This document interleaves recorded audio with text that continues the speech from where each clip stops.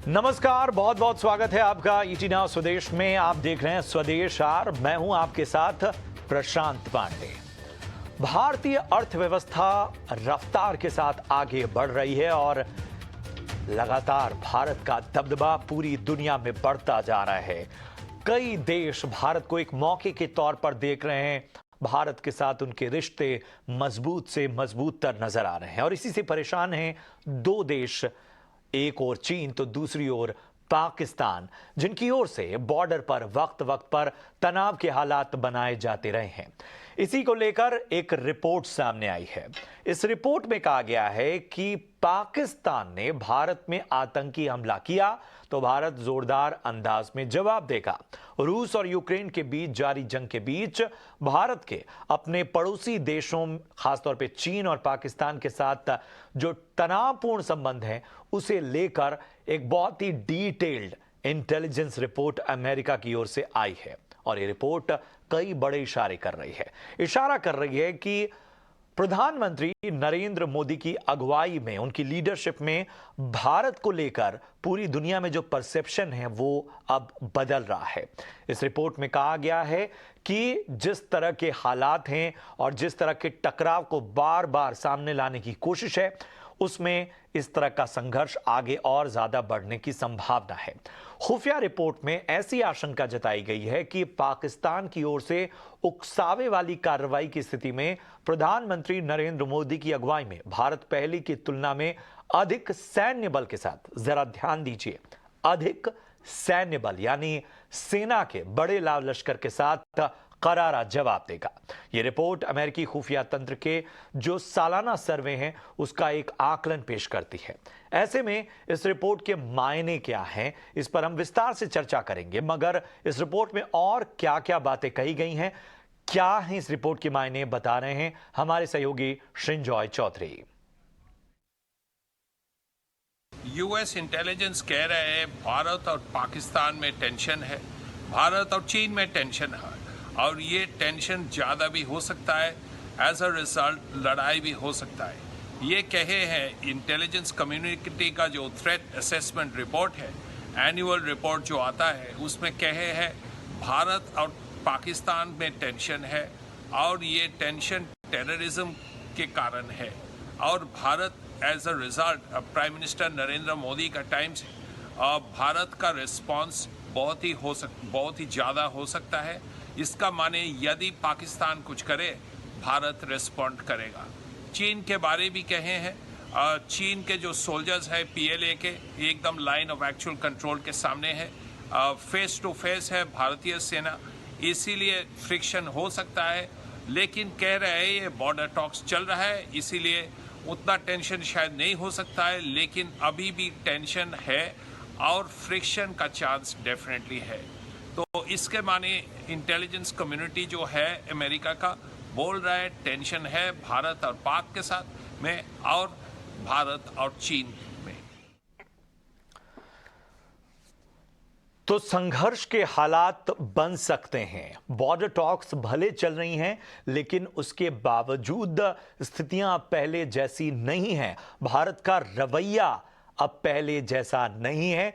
जब बात आती है सैन्य कार्रवाई की, तो भारत अब उसके लिए भी तैयार है और इसी को हम समझने की कोशिश करेंगे कि इस खुफिया रिपोर्ट के जरिए जो भारत की इस वक्त बदले रवैये की बात कही जा रही है, ये रवैया क्या अचानक से बदला है या वाकई इस बदलने वाले रवैये के लिए हमें मजबूर होना पड़ा है और ये बताना पड़ा है। और इसके साथ ही इस पूरे जो सर्वे की रिपोर्ट है, इसके फिर आगे क्या मायने निकाले जाएंगे, और इस पर विस्तार से चर्चा करने के लिए हमारे साथ दो बेहद खास मेहमान हैं। सबसे पहले आपका परिचय करा दूं, हमारे साथ हैं मेजर जनरल रिटायर्ड के सिन्हा साहब, जो कि स्ट्रेटेजिक और डिफेंस एनालिस्ट भी हैं। बहुत बहुत स्वागत सिन्हा सर। और इसके साथ ही जाने माने स्ट्रेटेजिक अफेयर्स एक्सपर्ट मारूफ रजा साहब एक बार फिर हमारे साथ इस चर्चा में शामिल हो रहे हैं। मारूफ रजा साहब, बहुत बहुत स्वागत। सबसे पहले मारूफ सर, मैं आपके पास ही आना चाहूंगा। एक शब्द है डेटरेंट और एक वक्त से डिप्लोमेसी में भारत के लिए इस शब्द का इस्तेमाल होता रहा है, यानी कि कुछ भी अगर गलत आपके साथ हो रहा है तो उसे रोकने का साहस करना। क्या भारत के बदले अप्रोच ने अब सुपर पावर्स को भी एक तरह का वैलिडेशन देने को मजबूर किया है, जो इस सर्वे के जरिए सामने आ रहा है, जो एक ऑब्जर्वेशन के जरिए सामने आ रहा है? कैसे आकलन करेंगे इसका, किस तरह से विश्लेषण करेंगे? देखिए, मैं जल्द से आपको बताऊंगा क्योंकि टेलीविजन में आप जानते हैं समय कम होगा। तो बहुत सी ऐसी चीजें हैं जिनको मद्देनजर रखते हुए अमेरिका ने ये रिपोर्ट लिखी है। हालांकि मेरे हिसाब से ये रिपोर्ट जो बात दोहरा रही है, ये कई सालों पुरानी बात दोहरा रहे। पहली बात ये है कि भारत कई सालों से भारत की शक्ति बढ़ती जा रही है, उसकी वित्त स्थिति, उसकी सैन्य शक्ति, उसकी तकनीकी काबिलियत और उसकी पॉलिटिकल लीडरशिप की भी एक किस्म से रणनीति। तो इन सब को मद्देनजर देखते हुए ये चीजें साबित हो जाती है कि भारत जैसा देश जो है किसी के दबाव में आने वाला नहीं है।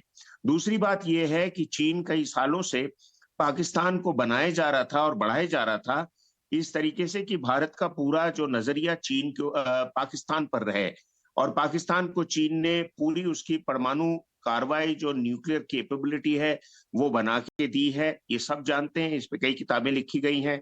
पाकिस्तान को ज्यादा से ज्यादा हथियार अब चीन से मिल रहे हैं। एक जमाने में चीन भारत की तरह बहुत देशों से हथियार खरीदता था, लेकिन अब वो बहुत बड़ा एक्सपोर्टर बन गया है और उसका सबसे बड़ा मार्केट पाकिस्तान है। तीसरी चीज ये है कि पाकिस्तान तो दिए हुए टुकड़ों पे पलता है, जैसे आप जानते हैं, लेकिन पिछले कई सालों से नवाज शरीफ के समय से चीन जो है चाइना पाकिस्तान इकोनॉमिक कॉरिडोर के तहत पहले तो चाइना पाकिस्तान को 55 बिलियन डॉलर दे रहा था, लेकिन अब सुनने में आया है करीब 65 बिलियन डॉलर का ये बढ़ गया है चीन का बटाव। और ये पैसा जो पाकिस्तान को अगले 10 साल में हर साल 4-4, 5-5 बिलियन डॉलर दिया जाएगा। पांचवी चीज ये है कि पाकिस्तान के अंदर चीन बहुत कुछ अपनी खुद की सैन्य शक्ति बढ़ाने की कार्रवाई कर रहा है। उसने नॉर्दर्न एरिया जो हम कहते हैं पीओके, उसके अंदर चीन ने करीब 5 डैम बनाए हैं जिसमें 26 बिलियन डॉलर लगाए हैं, और डैम से बिजली पैदा होगी जिसका फायदा चीन भी उठाएगा, पाकिस्तान भी उठाएगा।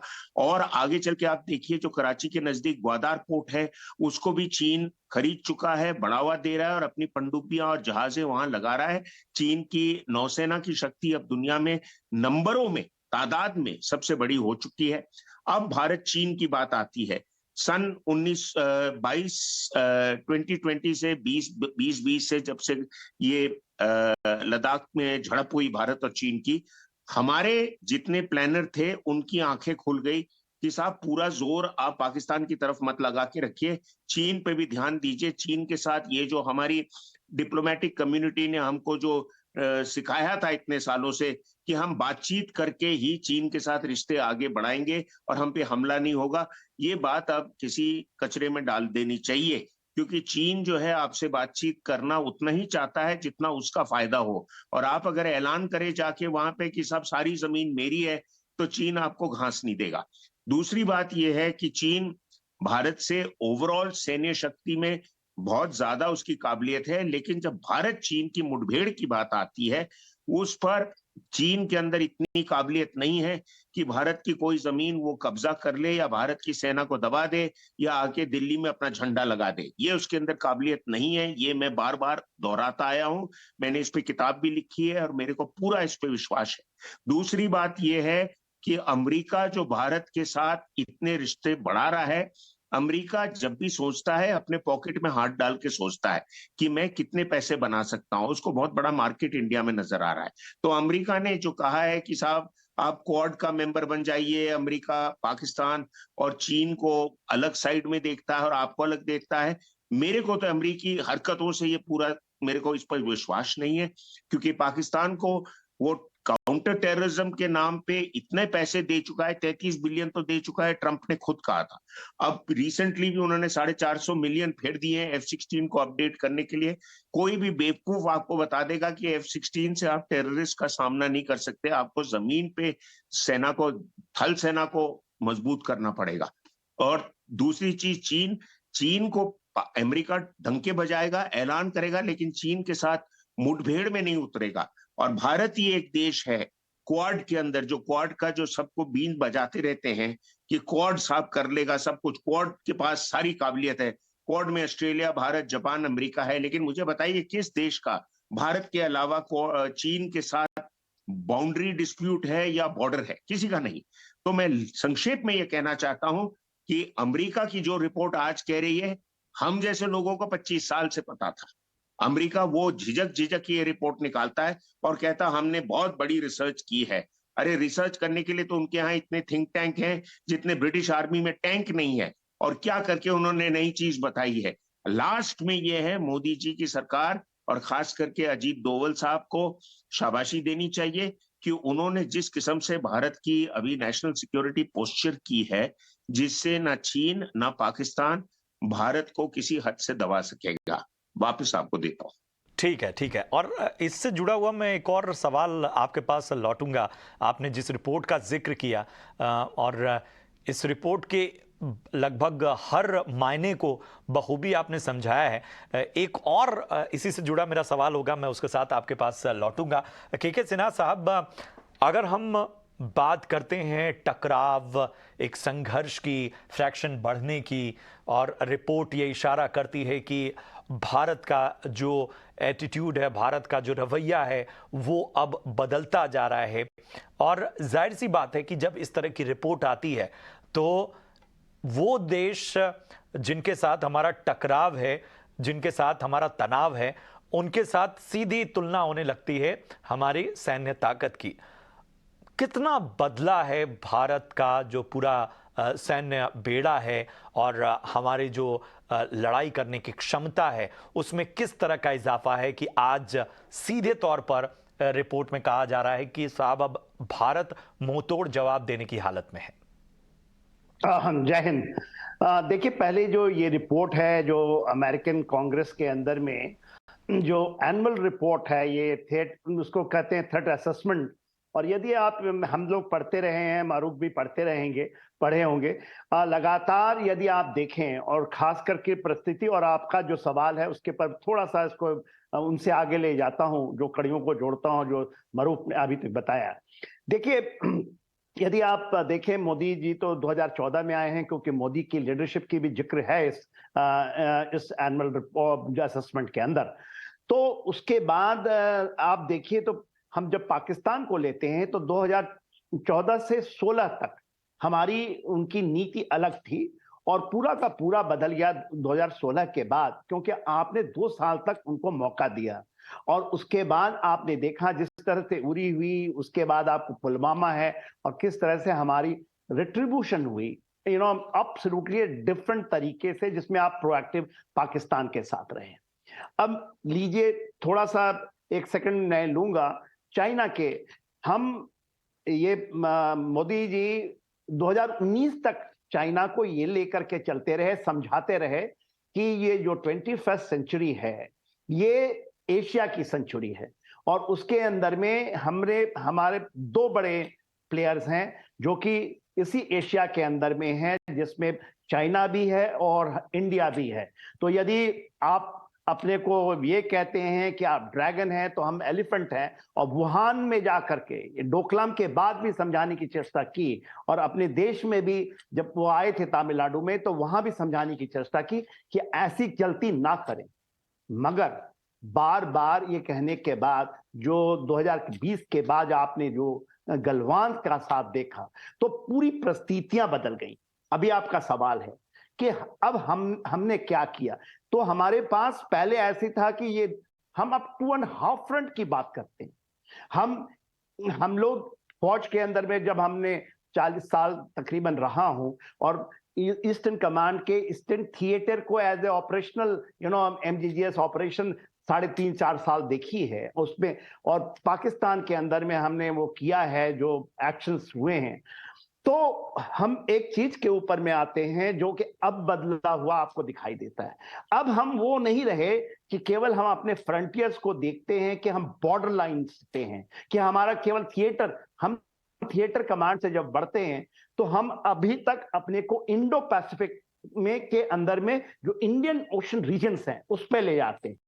और वो बहुत बड़ा है, क्योंकि इंडो पैसिफिक की जो बात हो रही है, जिसमें क्वाड की बात बता रहे थे मारूफ, वो जगह इंडियन ओशन रीजन, ये इसके अंदर में हमारा मुकाबला, हम ये चाहते हैं कि हमारी, ठीक है दूसरे हमारे साथ आए, मगर हम फ्रंट लाइन नहीं हो सकते।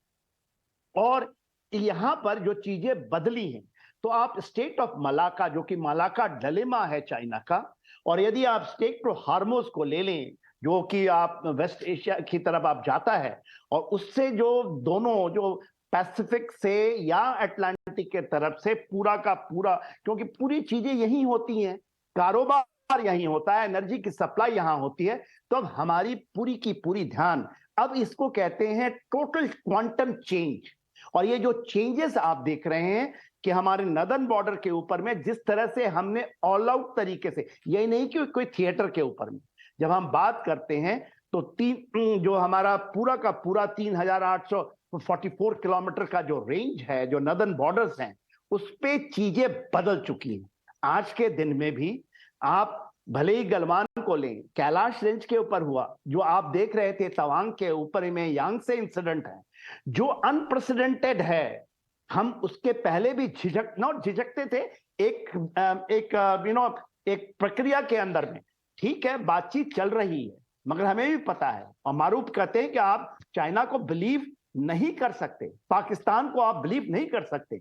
हमने पाकिस्तान को फिर मौका दिया है 2021 के अंदर में, उन्होंने हमसे बोला कि ठीक है हम फिर से आपके साथ करते हैं, हम बॉर्डर के ऊपर में हमारा एक फायरिंग का ये हमने जो रखा है पैरामीटर्स की, जो फरवरी से वो अभी भी चल रहा है, मगर वो हमारे टर्म में। अब हम बात करते हैं 2.5 फ्रंट की, हम एक फ्रंट की नहीं, 2.5 फ्रंट यदि आप लीजिएगा तो हम इसमें शामिल करते हैं वो हमारा इंडियन ओशन रीजन, जिसमें हमारी सबसे बड़ी वर्चस्व है, उसके अंदर में हमारा बहुत बड़ा योगदान है, उसके अंदर हमारी काबिलियत है। अब हम जो देख रहे हैं पेनिनसुलर इंडिया के अंदर देखते हैं, तो हमारी जो आने वाले समय में जो ऑपरेशंस चलेंगे, वो ऑपरेशंस के अंदर में एक बहुत बड़ा मिलाप होगा, ये सेक्टरों में नहीं होगा। यदि हम ऑल आउट की जो बात कर रहे हैं, तो जो एनुअल थिएटर इसके अंदर में, असेसमेंट के अंदर में, तो भाई मैं मानता हूं आज के दिन में अमेरिका जिस तरह से घिरा हुआ है, वो उनकी जो अभी जो हालात बनी है, खास करके अभी आप देखिए रशिया यूक्रेन के बाद, या इंडो पैसिफिक में जो चल रहा है उनका ताइवान के साथ, तो किसी देश ने आज के दिन में यदि चाइना को दिखाया है, तो गलवान के अंदर में उन 20 लोगों की शहादत है। और एक एग्रेसिव तरीके से जब हम कैलाश में गए, कोई नहीं किया है आज तक एक भी ऐसी कैजुअल, वो तो हमने शहादत दी है और दिखाया है।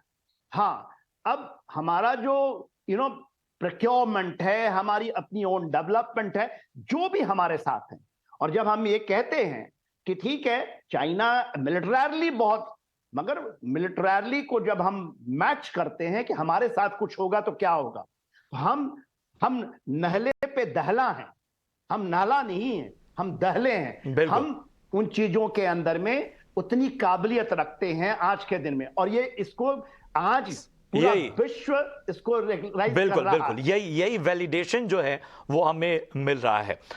इस चर्चा को और आगे मैं बढ़ाऊं, जरा अपने दर्शकों के लिए एक खास जो स्थितियां जो पैदा हुई हैं, जैसा लगातार हमारे एक्सपर्ट कह रहे हैं कि साहब ये भारत का जो रवैया रहा है, ये बहुत मौका दिया है भारत ने। तो जरा देखिए कि चीन और रवैये के से जो भारत परेशान था, उसको किस तरह से भारत को अपना रुख बदलने को मजबूर होना पड़ा। मौका दिया गया, बार बार दोनों देशों के जरिए भारत को अस्थिर करने की कोशिश होती रही, हर मोर्चे पर, चाहे सीमा पर तनाव हो या जियोपॉलिटिकल टेंशन के जरिए भारत को बार बार डिस्टर्ब करने की कोशिश हुई।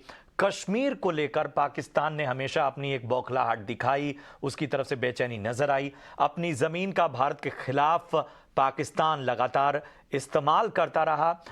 चीन ने भी भारत के खिलाफ कई चालें चली और बड़ी जगह जो अब घुसपैठ की हिमाकत हुई, जहां पर भारत ने मुंह तोड़ जवाब भी दिया, एक तरह का रेजिस्टेंस दिखाया। भारत और पाकिस्तान, भारत और चीन कि जो ये संबंध लगातार खराब होते रहे, उन्होंने पाकिस्तान और चीन जो कि दोनों के लिए हित एक थे, उनको करीब लाया। चीन के साथ कई दौर की बातचीत के बावजूद जो है कोई ठोस नतीजा नहीं निकलना, ये तमाम वजहें थीं जिसने भारत को बदला। और यही वजह है कि अंतर्राष्ट्रीय मंचों पर पहले से ज़्यादा अब भारत मुखर हुआ है। और हम क्वाड के जरिए देखते हैं कि भारत, जापान, ऑस्ट्रेलिया, अमेरिका जब करीब आए तो एक तरह की घेराबंदी हुई। हालांकि बहुत सारी चीज़ें इसमें क्रिटिकल हैं जिनका हम विश्लेषण करते रहे हैं। हिंद प्रशांत क्षेत्र में चीन की जो दादागिरी है उस पर लगाम लगाने की कोशिश में भी भारत, एक तरह से अगुवाई भारत की नजर आई। भारत में अगर हम देखें, मेड इन चाइना सामानों के बहिष्कार ने जोर पकड़ा। कई चाइनीज जो ऐप थे उन पर भारत सरकार ने एक तरह से लगाम लगाई, उन पर प्रतिबंध, तगड़े प्रतिबंध लगाए। कई चरणों में ये प्रतिबंध लगाए गए। तो एक्शन जो है, रवैया जो है, वो भारत का लगातार बदलता हुआ नजर आया। लेकिन मारूफ रजा साहब, जब हम एक ऑब्जर्वेशन देखते हैं अमेरिका जैसे सुपर पावर की, और जिस बात की आशंका भी आपने जताई, क्या ये एक तरह का अलार्म बजाना नहीं है, ये एक तरह का सिग्नल देना नहीं है उन देशों की ओर को, खासतौर पे चीन और पाकिस्तान को, जिनके साथ भारत का टकराव होता रहा है, कि साहब आप थोड़ा सा अपनी तैयारी और पुख्ता कर लो? क्या हम इस मंशा को इस नजरिए से भी देख सकते हैं? जी, आपका ये कहना सही है। अब जैसे जनरल साहब ने भी काफी गहराई में समझाया और हर एक चीज के ऊपर उन्होंने अपनी जो विचार डाले हैं वो बिल्कुल सही हैं। देखिए, समझने वाली बात यह है कि भारत की जो सरकार है, अब भारत की सरकार का सोचना और रवैया बहुत बदल चुका है। जैसे कि पहले पाकिस्तान घुसपैठ करता आया था इंडिया के अंदर, ये सोच के कि भारत थोड़ा बहुत आवाज करेगा और फिर उसके बाद चुप हो जाएगा। लेकिन उरी के हमले के बाद, बालाकोट पे हमले के बाद भारत की सरकार ने वो करके दिखाया जो पाकिस्तान को तो खास करके उम्मीद नहीं थी, लेकिन बाकी और देशों के अंदर भी ये एक हवा पैदा कर दिया गया था कि अगर भारत पाकिस्तान के बीच में टेंशन बनेंगे और लड़ाई होगी या भारत हमले पे रिस्पॉन्ड करेगा तो फिर ये किस्म से न्यूक्लियर वॉर हो जाएगा और जिसको कोई संभाल नहीं पाएगा। देखिए, डिटेरेंस की बात आपने पहले भी की थी। न्यूक्लियर हथियार जो होते हैं, परमाणु हथियार, वो हाथी के दांत होते हैं, वो दिखाने के होते हैं, इस्तेमाल करने के लिए नहीं होते। दूसरी बात यह है कि भारत पे जितने भी हमले पहले भी मनमोहन सिंह साहब की और उससे पहले भी सरकारों में जो हुई है, 2 मिसाल दूंगा।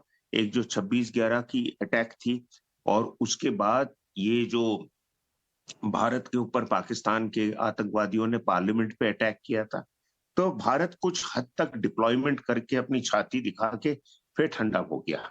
लेकिन इन चीजों के साथ देखिए, एक सिंपल रूल है टेररिज्म का, fight the terrorist like a terrorist.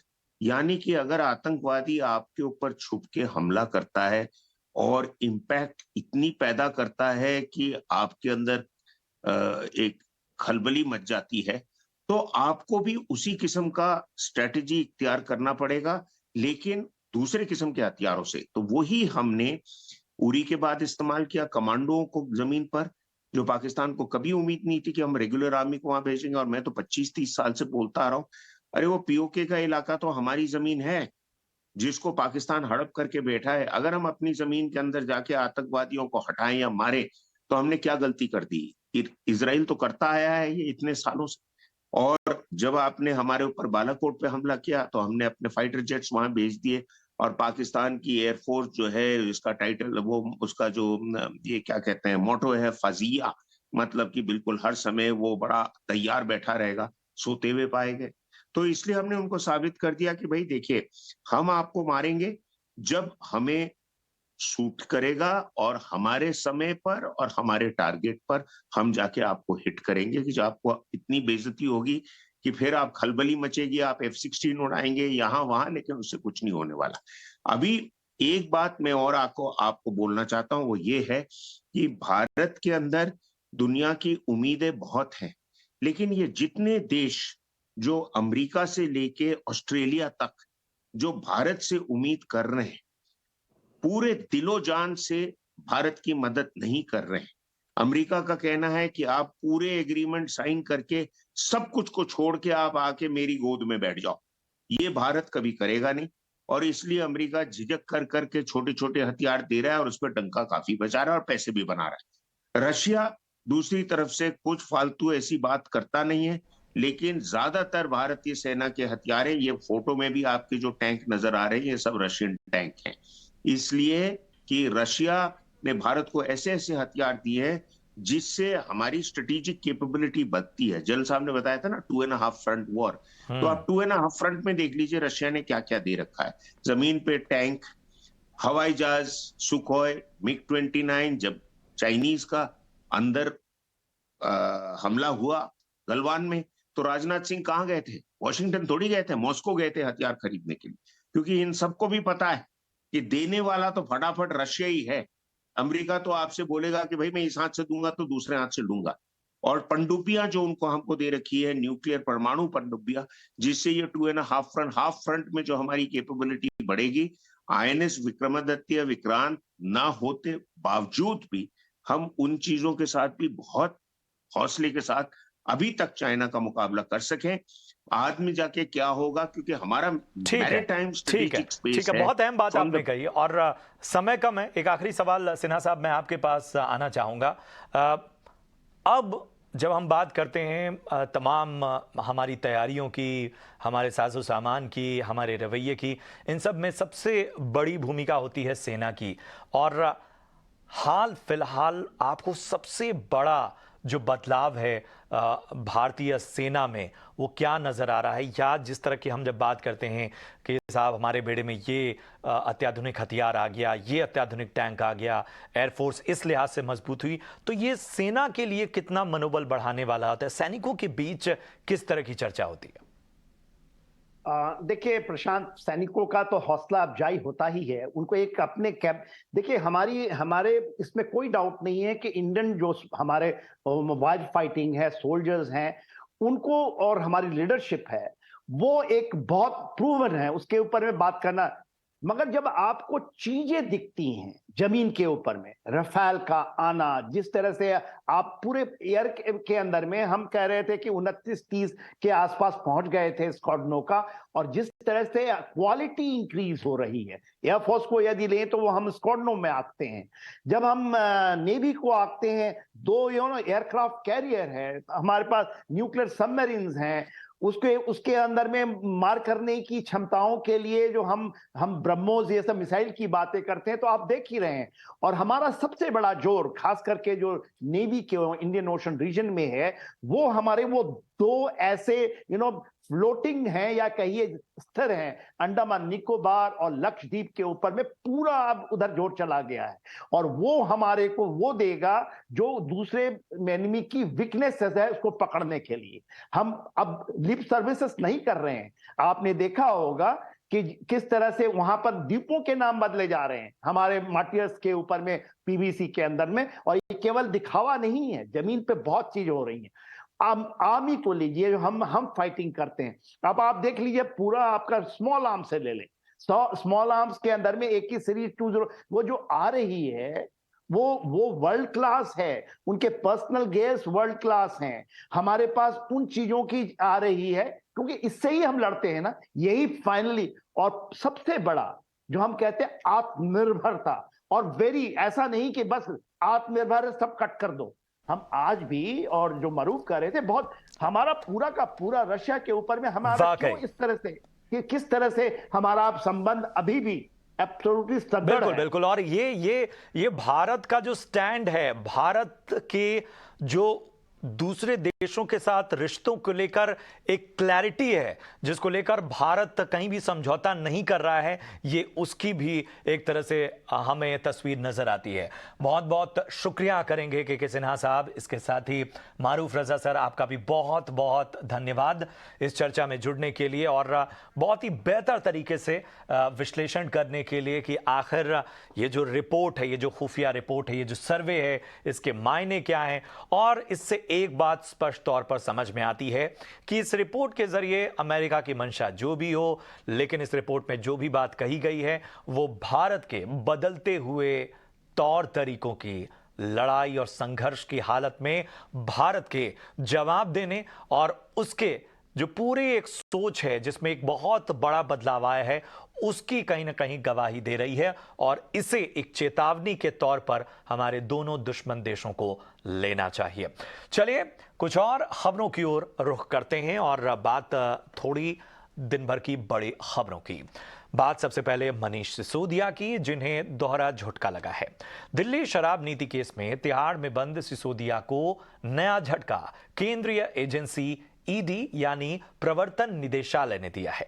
मामले में आज करीब 8 घंटे तक लंबी पूछताछ चली। उसके बाद ईडी ने मनीष सिसोदिया को गिरफ्तार कर लिया। इससे पहले सीबीआई ने सिसोदिया को गिरफ्तार किया था। दिल्ली की राउज एवेन्यू कोर्ट ने सिसोदिया को 20 मार्च तक 14 दिनों की न्यायिक हिरासत में भेज दिया था। नियमों के मुताबिक सिसोदिया 10 मार्च को जमानत के लिए अर्जी देने की छूट उन्हें दी थी, लेकिन ईडी ने लंबी पूछताछ के बाद सिसोदिया को अपनी गिरफ्त में लिया है। ज्यादा जानकारी दे रहे हैं हमारे सहयोगी पुलकित नागर। देखिए, अरविंद केजरीवाल ने ट्वीट कर कहीं ना कहीं फिर से केंद्र सरकार को पर निशाना साधा है और इस बात का जिक्र किया है कि कल उनकी जमानत पर सुनवाई थी और कल उन्हें जमानत मिल सकती थी, लेकिन आज ईडी ने उन्हें गिरफ्तार कर लिया है। ईडी की तरफ से ये 12वीं गिरफ्तारी है। अगर हम इस पूरे मामले को देखें तो ईडी इससे पहले कई व्यापारी, साउथ की एक पूरी टीम और कई लोगों की कल अरुण नाम के अरुण पिल्लई की भी गिरफ्तारी ईडी की तरफ से की गई थी। तो अभी ये 12वीं गिरफ्तारी ईडी ने इस पूरे मामले में की है, लेकिन इसी के साथ ये समझना होगा कि ईडी की गिरफ्तारी के बाद में मनीष सिसोदिया की दिक्कतें आने वाले दिनों में बढ़ सकती हैं। उसकी वजह यह है कि सीबीआई ने कुछ लोगों को जो गिरफ्तार किया था उनमें से कुछ लोगों को जमानत मिली है, लेकिन ईडी की गिरफ्तारी का मतलब सीधा हो जाता है कि एक लंबा वक्त मनीष सिसोदिया को जेल में लग सकता है। जी, और अगली खबर भी दिल्ली से ही जुड़ी हुई है। आज दिल्ली की केजरीवाल सरकार को 2 नए मंत्री मिले। सौरभ भारद्वाज और आतिशी सिंह ने मंत्री पद की शपथ ली। सौरभ भारद्वाज को दूसरी बार कैबिनेट में जगह मिली है, वहीं आतिशी सिंह पहली बार कैबिनेट में शामिल हुई हैं। सौरभ भारद्वाज को जहां स्वास्थ्य मंत्री बनाया गया है, उन्हें नगर विकास, जल और उद्योग मंत्रालय की भी अतिरिक्त जिम्मेदारी दी गई है। वहीं आतिशी को शिक्षा, पीडब्ल्यूडी, ऊर्जा और पर्यटन की जिम्मेदारी दी गई है। वहीं खबरों के मुताबिक दिल्ली के उप मुख्यमंत्री का पद किसी को नहीं दिया जाएगा। मैं आतिशी मानलीना सत्यनिष्ठा से प्रतिज्ञान करती हूँ कि मैं विधि द्वारा स्थापित भारत के संविधान के प्रति सच्ची श्रद्धा और निष्ठा रखूंगी। मैं भारत की प्रभुता और अखंडता अक्षुण्ण रखूंगी। मैं मंत्री के रूप में अपने कर्तव्यों का श्रद्धापूर्वक। और इधर गर्मियों में बिजली की बढ़ती डिमांड बढ़ने के चलते सरकार एक्शन में आ गई है। पावर प्लांट्स को कोयले की पर्याप्त सप्लाई सुनिश्चित करने के लिए ऊर्जा मंत्री ने एक अहम बैठक की। ज्यादा जानकारी दे रहे हैं समीर दीक्षित। समीर, बताएं क्या मालूमात इस वक्त आपके पास है?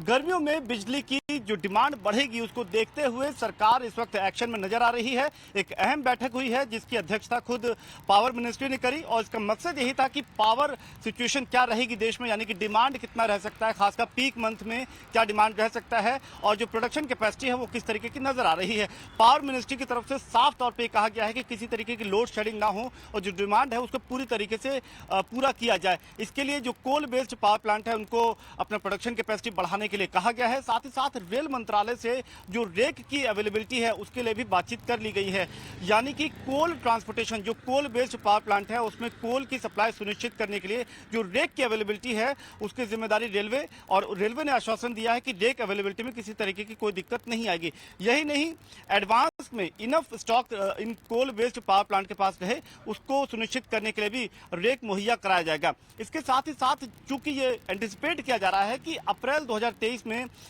ये पीक मंथ रहेगा जिसमें 226 गीगावाट पावर डिमांड के लगभग आसपास रह सकती है। इसको पूरा करने के लिए सिर्फ कोल बेस्ड पावर प्लांट नहीं बल्कि गैस और हाइड्रो बेस्ड पावर प्लांट को भी इस बड़े लक्ष्य में साथ आने के लिए कहा गया है। जो गैस बेस्ड पावर प्लांट है इसके लिए गेल से कहा गया है कि गैस सप्लाई में किसी तरीके की कोई बाधा ना आए।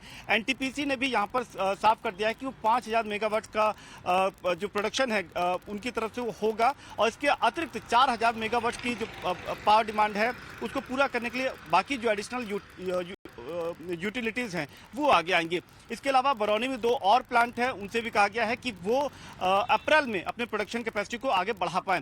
एक नई जो पावर प्लांट है वो 2920 मेगावाट की वो भी कमीशन हो जाएगी मार्च के अंत तक। तो उन तमाम कदमों के जरिए कोशिश यही है कि जो पावर डिमांड रहेगी देश में उसको पूरा कर लिया जाए। सरकार की तरफ से साफ हिदायत यही है कि कोई लोड शेडिंग नहीं होनी चाहिए, बड़े पावर कट नहीं होने चाहिए, और इसके लिए ज़रूरी यह है कि जो gas coal based power plant है वो अपनी फुल कैपेसिटी पर रन करें। जो imported coal based power plant है उनको ये दिशा निर्देश दिया गया है कि मार्च 16 से वो फुल कैपेसिटी के साथ रन करें। तो सरकार ने अहम बैठक बुलाई है, लेकिन सूत्र ये बता रहे हैं कि समय समय पर इस तरीके की और समीक्षा बैठक सरकार करेगी ताकि किसी तरीके की दिक्कत से पहले से ही तैयारी कर ली जाए। चलिए बढ़ते हैं अगली खबर की ओर। रिलायंस कंज्यूमर प्रोडक्ट्स ने कैंपा बेवरेज ब्रांड की पहली झलक पेश कर दी है। कैंपा पोर्टफोलियो में शुरुआती दौर में Campa Cola, Campa lemon, Campa orange sparking beverage शामिल होंगे। रिलायंस कंज्यूमर प्रोडक्ट्स का कैंपा कोला को लेकर और क्या इन प्लान है, बता रहे हैं ईटी नाउ स्वदेश संवाददाता अनुराग शाह।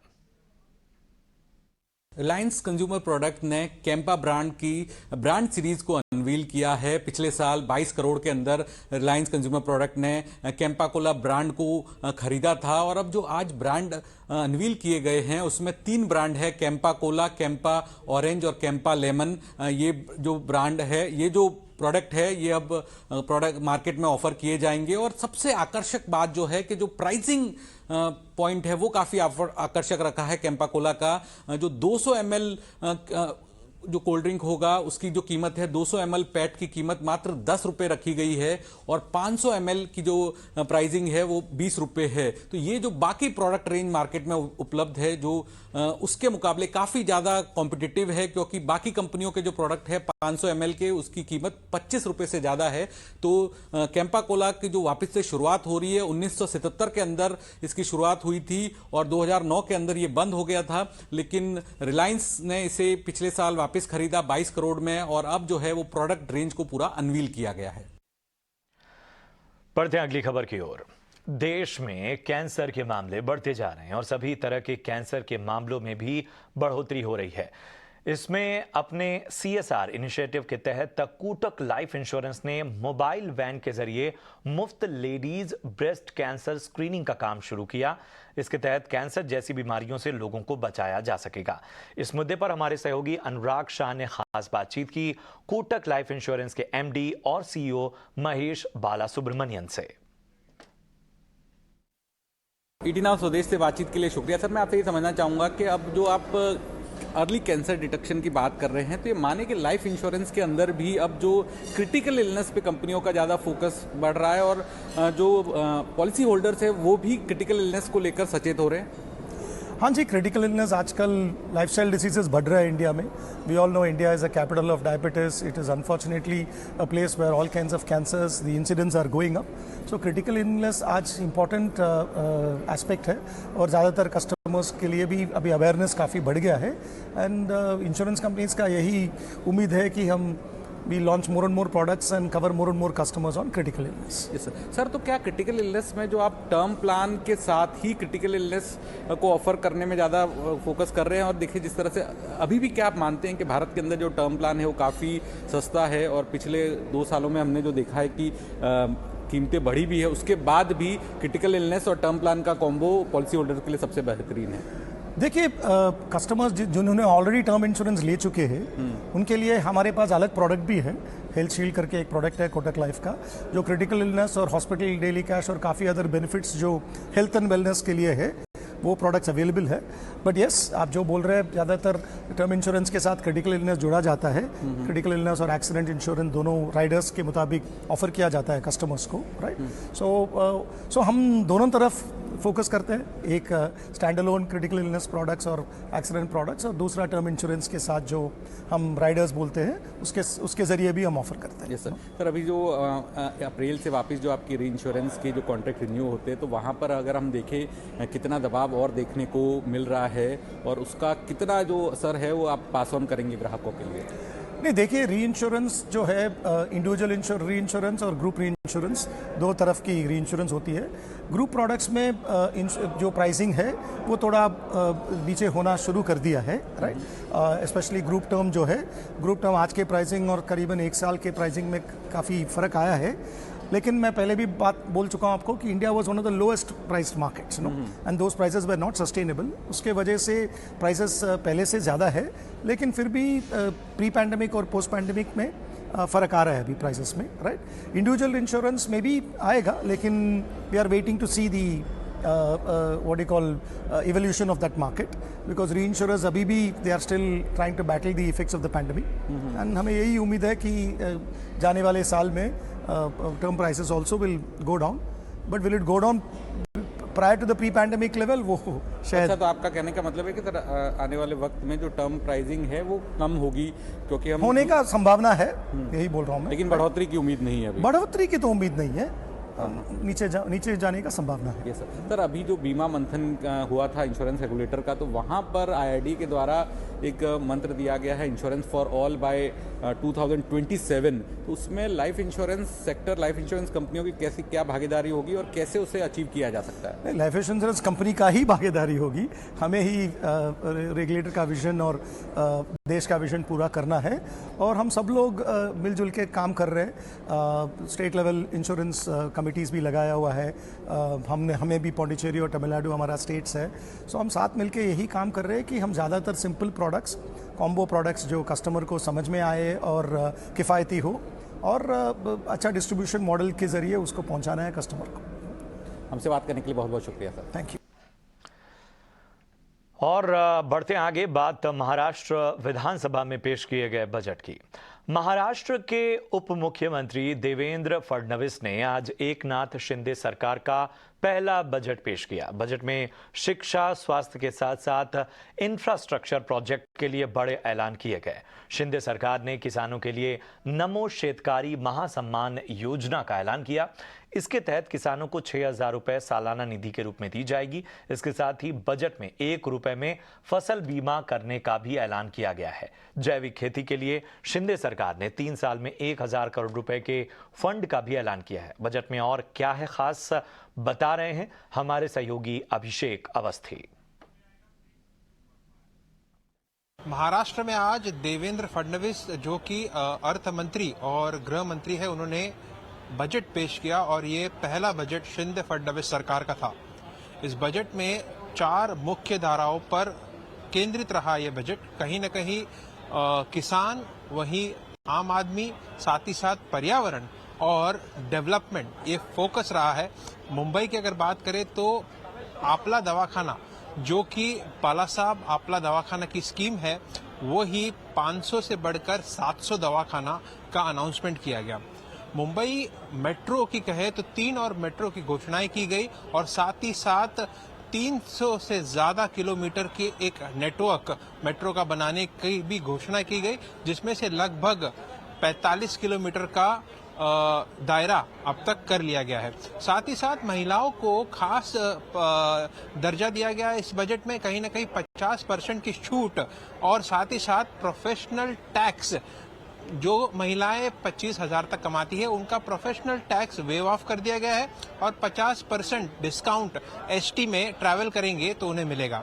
साथ ही साथ पर्यावरण के मद्देनजर करीबन 5,000 से ज्यादा एसटी इलेक्ट्रिक बसेस का प्रपोजल रखा गया है। वहीं कार्बन एमिशन जीरो किया जाए, इसके ऊपर भी ध्यान देने के लिए नए प्रोजेक्ट्स लॉन्च करेगी महाराष्ट्र की सरकार। साथ ही साथ सबसे इम्पोर्टेंट अगर देखा जाए तो हेल्थ इंश्योरेंस जो पहले 1.5 लाख तक का सामान्य आदमी को मिलता था, उसको बढ़ाकर 5 लाख तक का प्रावधान कर दिया गया है। और वहीं लीवर और किडनी ट्रांसप्लांट जैसे मुख्य और सटीक ऑपरेशंस के लिए 4 लाख तक की सीमा बढ़ाई गई है। इन सभी सर्वांगीण विकास को मद्देनजर ये बजट रखा गया। वहीं विरोधकों ने इसका काफी आलोचना किया है, और साथ ही साथ ये कहा है कि ये गाजर दिखाया गया है महाराष्ट्र की जनता को, उद्धव ठाकरे द्वारा ये कहा गया। वहीं अजीत पवार ने भी इसे एक तरीके से महाराष्ट्र विरोधी बजट बताया, सिर्फ घोषणाओं का बजट बताया। आखिर आप पैसे कहां से लाएंगे, इतनी बड़ी घोषणा कैसे फुलफिल करेंगे, और आने वाले विधानसभा चुनाव के मद्देनजर ये लोभ लुभावना बजट आज देवेंद्र फडणवीस ने लेजिस्लेटिव असेंबली में कहा, इस तरीके का आरोप विरोधी पक्ष नेता अजित पवार ने भी लगाया है। ये तो वक्त ही बताएगा कि ये बजट कितना कारगर साबित होता है, लेकिन इसके ऊपर घमासान महाराष्ट्र असेंबली में जारी है। और अब ईटी नाउ स्वदेश की एक्सक्लूसिव खबर, संजय चमड़िया परिवार पूनावाला फिनकॉर्प से बाहर होगा। एक्सक्लूसिव खबर पर पूरी डिटेल्स दे रहे हैं हमारे सीनियर एडिटर अजय शर्मा। जी हाँ, ये एक्सक्लूसिव डिटेल्स अभी अभी हमें मालूम चली हैं कि पूनावाला फिनकॉर्प में चामड़िया, संजय चामड़िया फैमिली, जो कि ये जब मैग्मा फिनकॉर्प हुआ करता था वो उनकी कंपनी थी, जो पूनावाला ग्रुप ने इस कंपनी को खरीद लिया था, उनका अभी भी रेसिडुअल स्टेक करीब 1.5% इस कंपनी में बाकी है, जो करीब करीब 300 करोड़ के आसपास वैल्यूड है। और हमें मालूम चला है, जानकारी ये मिली है मार्केट से, सोर्सेज से, कि ये स्टेक जो है ब्लॉक डील के द्वारा बाजार में बेचा जाएगा। हमें जानकारी मिली है कि एम्बिट जो है वो ब्रोकर है इस बुक का, और काफ़ी अच्छा रिस्पांस बुक को मिल रहा है। अगर आपको याद होगा कि रिजल्ट्स के बाद मैनेजमेंट ने काफ़ी स्ट्रॉन्ग गाइडेंस दी थी। जो करंट प्रोफेशनल रन मैनेजमेंट है, उन्होंने टेक्नोलॉजी लेड एंटरप्राइज बना रहे हैं, वो लेंडिंग मॉडल को बना रहे हैं, और काफ़ी एग्रेसिव गाइडेंस दी थी। उसके जस्ट बाद ये चीज़ हो रही है। तो हमारे सोर्सेज ने हमें बताया कि एम्बिट जो बुक बिल्ड कर रहा है वो उन्हें काफ़ी अच्छा रिस्पांस मिला है। बड़े PMSs, म्यूचुअल फंड्स और कुछ डोमेस्टिक इंश्योरेंस जैसे नाम जो हैं वो बहुत इच्छुक हैं इस ब्लॉक में, और वो भी ब्लॉक को कितना रिस्पांस मिलता है फाइनल तो वो आगे चल के मालूम चलेगा, लेकिन ये 300 करोड़ का ब्लॉक जल्दी ही हो सकता है, ऐसा हमारे सोर्सेज मार्केट में जानकारी दे रहे हैं। तो पूनावाला फिनकॉर्प आपके रेडार पे होना चाहिए। अगली खबर की ओर रुख करते हैं। फ्यूचर्स ग्रुप के लेंडर्स की मुश्किलें बढ़ती जा रही हैं। किशोर बियाणी की दूसरी कंपनी फ्यूचर एंटरप्राइजेस भी इंसॉल्वेंसी में चली गई। फ्यूचर रिटेल में लेंडर्स का 20,000 करोड़ रुपए फंसता दिख रहा है। ईटी नाव को सूत्रों से मिली जानकारी के मुताबिक अगले हफ्ते लेंडर्स एक अहम बैठक करने वाले हैं, जिसमें फ्यूचर्स रिटेल के लिए कोई बोली ना आने से दूसरे विकल्पों पर विचार किया जाएगा। पूरी डिटेल्स दे रहे हैं अंकुर मिश्रा। जी हाँ, सूत्र हमें यही बता रहे हैं कि अगले हफ्ते फ्यूचर रिटेल के लेंडर्स बैठक कर सकते हैं और उसमें डिसीजन ये लेना है कि कंपनी को क्या लिक्विडेशन में भेजना है, मतलब रिकमेंड करना है या नहीं। आपको हम याद दिला दें कि फ्यूचर रिटेल के लिए एक्चुअली कोई भी बायर टर्नअप नहीं हुआ है। 20 फरवरी की एक डेडलाइन थी जिसमें जो 16 इंटरेस्टेड पार्टीज थे उनको फाइनल रेजोल्यूशन प्लान सबमिट करना था, लेकिन किसी भी पार्टी ने कोई भी रेजोल्यूशन प्लान सबमिट नहीं किया है। सूत्र हमें यही बता रहे हैं कि चूंकि इतना समय बीत गया है तो बहुत सारे जो इंटरेस्टेड पार्टीज थे उन्होंने एक्चुअली जो फाइनल रेजोल्यूशन प्लान है वो सबमिट नहीं किया, और इसमें बड़े नाम शामिल थे जिसमें रिलायंस रिटेल, कैप्री ग्लोबल, ये सारी कंपनियों के नाम जरूर आए थे, लेकिन फाइनली कोई बायर कंपनी को नहीं मिला है। अब लेंडर्स को ये डिसाइड करना पड़ेगा, चूंकि अभी तक कोई इंटरेस्ट नहीं आया है, फाइनल रेजोल्यूशन प्लान नहीं आया है, तो क्या कंपनी को लिक्विडेशन में भेज दें या नहीं। हमें सूत्र यही बता रहे हैं कि अभी लेंडर्स थोड़ा वेट करना चाहेंगे। जो 20,000 करोड़ रुपए का डेट रेजोल्यूशन है उसमें वैल्यू मैक्सिमाइजेशन की इच्छा है लेंडर्स की कि किसी भी तरीके से दूसरा रास्ता अपनाया जाए, और दूसरा रास्ता यही है फिलहाल कि लेंडर्स जो डेडलाइन है उसको एक बार फिर से एक्सटेंड कर सकते हैं और वेट कर सकते हैं कि कोई भी जो इंटरेस्टेड पार्टीज हैं वो अपना रेजोल्यूशन प्लान को सबमिट करें। वहीं क्रिप्टो करेंसी को लेकर केंद्र सरकार ने बड़ा फैसला लिया है। सरकार ने अब क्रिप्टो कारोबार को भी मनी लॉन्ड्रिंग के दायरे में डाल दिया है, यानी अब क्रिप्टो एसेट्स पर prevention of money laundering act 2002 के प्रावधान लागू होंगे। केंद्रीय वित्त मंत्री ने इस सिलसिले में नोटिफिकेशन जारी कर दिया है। अब ईडी यानी प्रवर्तन निदेशालय क्रिप्टो कारोबार पर नजर रख सकेगा और गड़बड़ी दिखने पर जांच भी कर सकेगा। अभी तक क्रिप्टो स्टार्टअप्स सेल्फ रिपोर्टिंग के जरिए ही कारोबार कर रहे थे और उन्हें कोई कानूनी रोक टोक नहीं थी। इस बारे में और ज्यादा ब्यौरा दे रहे हैं हमारे सहयोगी शरद दुबे। जी बिल्कुल, भारतीय क्रिप्टो ट्रांजैक्शन जो है अब prevention of money laundering act में आने वाली है, और ये भारत सरकार की जो है इम्पोर्टेंट मूव है जहां पे वो डिजिटल एसेट्स के ट्रांजैक्शंस को जो है कड़ी निगरानी से देख सकते हैं। इसके अलावा ऑफकोर्स याद रखिए इन्फोर्समेंट डायरेक्टरेट का जो है 2 अहम फैसला होता है जो मैंडेट करते हैं। वो ऑफकोर्स रहता है मनी लॉन्ड्रिंग पे और एक रहता है फॉरेक्स वायलेशंस पे। लेकिन पहले क्या होता था कि क्रिप्टो फर्म जो थे पूरी तरह अपनी फाइलिंग्स नहीं देते थे इंडियन गवर्नमेंट को और वो सेल्फ रेगुलेटरी होता था। दूसरा बात ये इंपॉर्टेंट है कि एक एक्सोडस होता था जहाँ पे जिन्होंने कमाई किए हैं क्रिप्टो से वो शायद ये देश छोड़ के भी जाते थे या अपनी कमाई को जो है देश के बाहर कर देते थे, जहाँ पे टैक्स हेवंस या क्रिप्टो हेवंस कहेंगे जैसे कि दुबई या केमन आइलैंड्स। तो ये तो पूरी प्रोसेस हुई, लेकिन प्रोसेस के बाद इम्पैक्ट क्या होगा जब से जो है गवर्नमेंट रेगुलेशंस और बढ़ाने लगे हैं। तो इसके बाद ये हो सकता है कि जो क्रिप्टो फर्म्स है जो इंडिया में बिजनेस कर रहे हैं उनको फाइनेंशियल रिपोर्ट्स दे सकते हैं इंडियन गवर्नमेंट को, उनको शायद सेटअप करना पड़ सकता है फिजिकल ऑफिसेज अगर यहाँ पे काम चल रही है।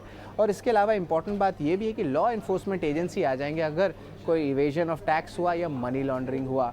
अभी लेकिन जो है नेग्लिजिबल इम्पैक्ट रहेगा ये एनालिस्ट का मानना है, क्योंकि अभी भी पूरी तरह रेगुलेशंस और रूल्स पूरी तरह नहीं बनी है क्रिप्टो में भारत में।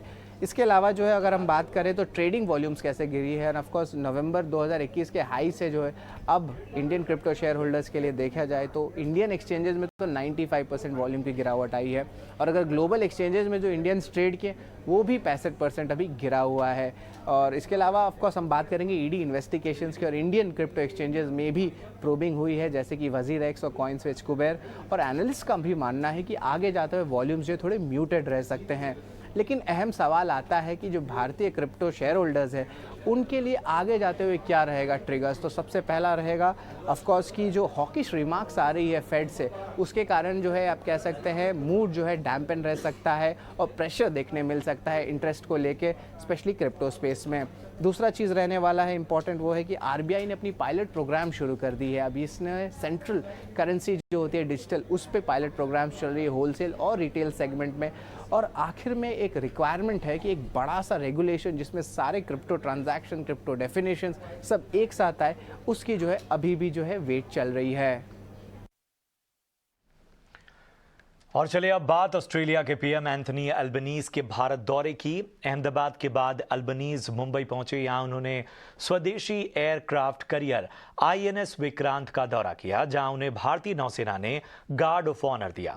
आईएनएस विक्रांत पर जाने पर अल्बनीज पहले विदेशी प्रधानमंत्री हैं। विक्रांत के दौरे में वो स्वदेशी फाइटर जेट तेजस के कॉकपिट में बैठे। अल्बनीज ने प्रधानमंत्री नरेंद्र मोदी की तारीफ करते हुए कहा कि भारत के साथ ऑस्ट्रेलिया के संबंध इस दौर में काफी मजबूत हुए हैं। और इससे पहले भारत और ऑस्ट्रेलिया ने क्रिकेट डिप्लोमेसी के जरिए भी अपनी दोस्ती को एक नया आयाम दिया। दोनों देशों की दोस्ती के 75 साल पूरे हो चुके हैं। आपसी कारोबार बढ़ाने के साथ साथ दोनों देश कूटनीति के फ्रंट पर भी और करीब आ रहे हैं। इस मिशन दोस्ती में आज एक नया रंग मोटेरा के क्रिकेट मैदान पर देखने को मिला। पीएम नरेंद्र मोदी ऑस्ट्रेलियाई पीएम एंथनी अल्बनीज के साथ अहमदाबाद के नरेंद्र मोदी स्टेडियम पहुंचे।